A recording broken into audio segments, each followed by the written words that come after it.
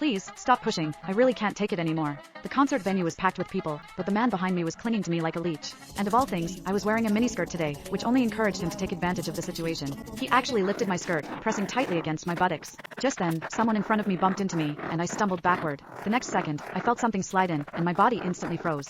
My name is Mandy, a die-hard fan. So, in order to be noticed by my idol in the crowd, I completely went all out today. I not only wore the heaviest makeup, but also my most daring outfit. A deep V-neckline revealed a dazzling expanse of white skin, swaying with every step. The bottom half consisted of a miniskirt that barely covered my thighs, paired with pure white stockings that tightly hugged my legs. I was certain I was the most eye-catching person in the entire venue. But when I arrived at the venue, reality hit me hard. The entire stadium was packed to the brim, and I was instantly swallowed by the surging crowd. Forget about my idol noticing me. I couldn't even move an inch. All I could do was desperately stand on my tiptoes and scream at the top of my lungs, "Husband, take me away." Unexpectedly, this innocent remark attracted the worst kind of trouble. My idol didn't notice me, but it attracted a disgusting pervert. After I shouted those words, I felt someone behind me bumping into me repeatedly. At first, I thought it was just accidental contact due to the crowd. After all, bumps and jostles are normal in such a place.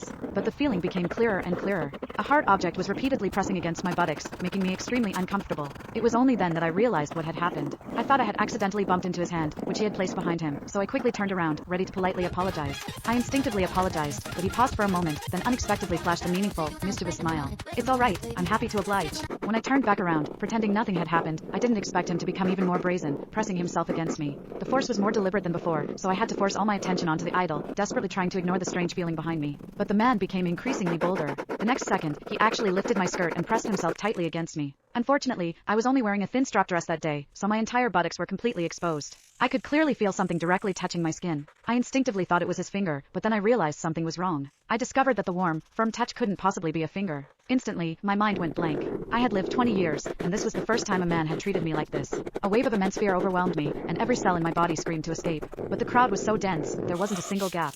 I was like a deer caught in the headlights, unable to move. I instinctively tensed my entire body, trying to resist the fear with my rigid posture. The moment my buttock muscles tightened, I inadvertently clamped down on that so-called finger, and a strange tingling sensation instantly spread through me, making my face flush. What confused me even more was that I didn't reject this feeling. In fact, deep down, a hidden sense of anticipation arose. The man behind me obviously took this as tacit consent, so he became even more audacious, repeating the action several times until the foreign sensation could no longer be ignored. I'm a sheltered college student, always following the rules, but today, at a crowded concert, I was manipulated by a complete stranger. Instantly, an indescribable feeling of humiliation surged through me. I wanted to cry out, but my throat felt like it was being squeezed by an invisible hand. I couldn't make a sound. Even worse, the force behind me pressed the thin strap tightly against my body, and a strange, sharp pain spread through my limbs, lingering stubbornly. The next second, I involuntarily let out a soft moan. The immense shame made me want to disappear on the spot, so I bit my lip hard, desperately suppressing the sound that threatened to escape, my throat aching. The deafening music and the frantic screams around me became his perfect cover. Everyone's attention was focused on the stage.